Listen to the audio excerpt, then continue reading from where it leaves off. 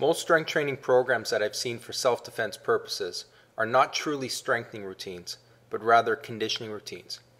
They're basically circuits filled with a mishmash of weighted self-defense movements. This approach is not only counterproductive, but it may lead to overuse injuries down the road.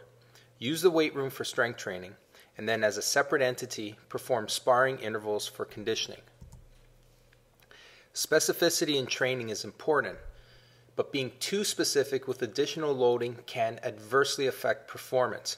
The more you mimic a movement with significant resistance, the more you disrupt motor patterns. You will never completely simulate in the gym what you can do in sport or when defending yourself for that matter. Think of a baseball player swinging with an extremely heavy bat or throwing a shot put during training. You'll mess up their swing so bad they'll barely make contact with the ball. And as far as throwing power and accuracy is concerned, don't worry about it. You'll destroy their elbows and shoulders first before you can gauge any effect on performance. The same analogy applies if you practice kicks with heavy ankle weights or punches holding onto a heavy dumbbell, or worse, a strong resistance band, which promotes a disproportionate development of accelerator versus decelerator strength because the band is decelerating for you and really sets you up for injury down the road. It would be far better to perform variations of squats, deadlifts, step-ups, and lunges for the lower body, and presses, push-ups, pull-ups, and rows for the upper body, which work many of the muscles involved with kicking and punching, respectively. If performed correctly, these movements will increase your strength and power, decrease the likelihood of injuries, and ultimately give you the best chance to defend yourself during battle. Let's take a look at a sample routine that can be used by beginner, intermediate, and advanced trainees.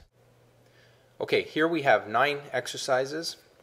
The neck bridge is done first. It's very important to strengthen the neck muscles for self-defense, followed by 4 pairs of exercises. Okay, the pull-up is paired with the step-up. A push-away or push-up is paired with either a split squat or lunge. A one-arm elbow out row is paired with a sit-up. And finally, a wrist curl is paired with its antagonistic movement, which is the reverse wrist curl. Okay, and I've set up progressions for beginners, intermediate, and advanced trainees. Beginners anywhere from 0 to 12 months of training. An intermediate has 1 to 2 years under his or her belt. An advanced trainee has 2 years or more of consistent training under their belt. Okay, and you'll see that I have various set and rep schemes. Most of the exercises are prescribed for a particular repetition number. However, there are certain cases where you will go for time. So for instance, the neck bridge is held for a specific time, and wrist roller flexion and extension is also done for a specific time under tension. Okay, now this is just one sample program that I've put together. Of course, there are many more exercises that you can utilize. A few that come to mind, for instance, is a prone lateral ball roll, which is excellent for wrestling and judo.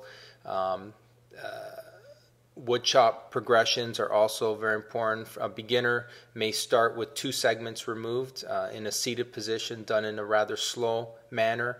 An intermediate, 1 segment removed where they are kneeling. And finally, an advanced trainee will perform explosive wood chops in a standing position. Other movements that come to mind would be a braced one-arm dumbbell press, and that will mimic somewhat the uppercut movement. To mimic a jab, incline barbell and dumbbell pressing is excellent, and also to fend off opponents. And finally, various finger, hand, wrist, and forearm exercises that you can utilize. I'm very fond of many of the Iron Mind implements, so there's so many different variations that you can use. Okay, the point is that you perform a program until you adapt to it. And then once you start to adapt, once you begin to plateau, it's time to change the routine. Okay, so a program is only as good as the time it takes to adapt to it. Once that occurs, you need to change the routine. You need to become inefficient again. And down the road, when you return to the same exercises, you should be able to start at a slightly higher level than you did the previous time, and you should be able to end at a slightly higher level. Okay, so that's how you make continual progress over time. But as I've demonstrated here, you need to crawl before you walk, and you need to walk before you run. Okay, so here are the different progressions that you can utilize. Now, as far as the self-defense movements and techniques are concerned, I recommend our friends at Safe International for that. They have some excellent resources on their website, which is at safeinternational.biz. As well, they offer some excellent courses and products, so I highly recommend that you check out their site. And as far as the program is concerned, you can download a copy for yourself at this particular link, and I will provide demonstrations in separate video clips on our YouTube channel. Thank you for listening.